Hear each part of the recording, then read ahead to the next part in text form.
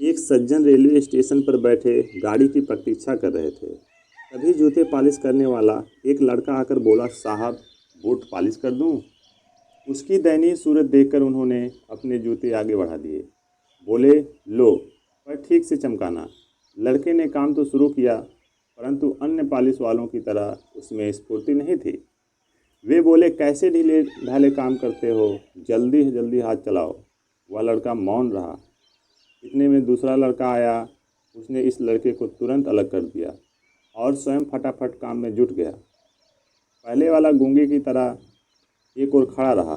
दूसरे ने जूते चमका दिए। पैसे किसे देने हैं, इस पर विचार करते हुए उन्होंने जेब में हाथ डाला। उन्हें लगा कि अब इन दोनों में पैसों के लिए झगड़ा या मारपीट होगी। फिर उन्होंने सोचा, जिसने काम किया है उसे ही दाम मिलना चाहिए। इसलिए उन्होंने बाद में आने वाले लड़के को पैसे दिए। उसने पैसे तो ले लिए, परंतु पहले वाले लड़के की हथेली पर रख दी। प्रेम से उसकी पीठ थपथपाई और चल दिए। वह आदमी विस्मित नेत्रों से देखता रहा।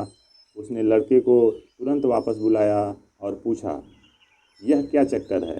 लड़का बोला, साहब यह 3 महीने पहले चलती ट्रेन से गिर गया था।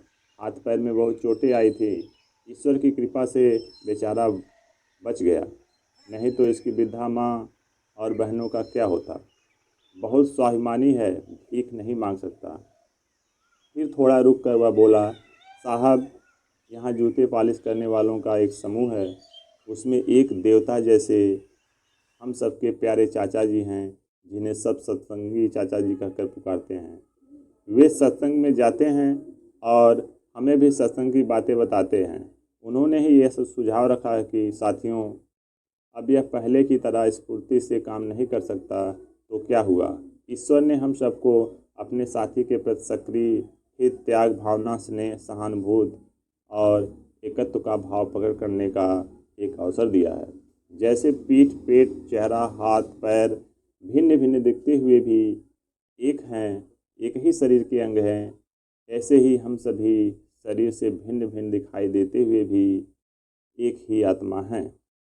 हम सब एक हैं।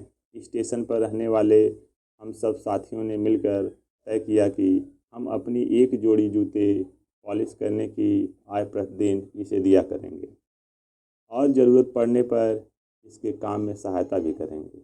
जूते पॉलिश करने वालों के दल में आपसी प्रेम, सहयोग, एकता तथा मानवता की ऐसी ऊंचाई देखकर वे सज्जन चकित रह गए और खुशी से उसकी पीठ थपथपाई और सोचने लगे, शायद इंसानियत अभी तक जिंदा है। धन्यवाद साथियों। कहानी पसंद आई हो तो चैनल को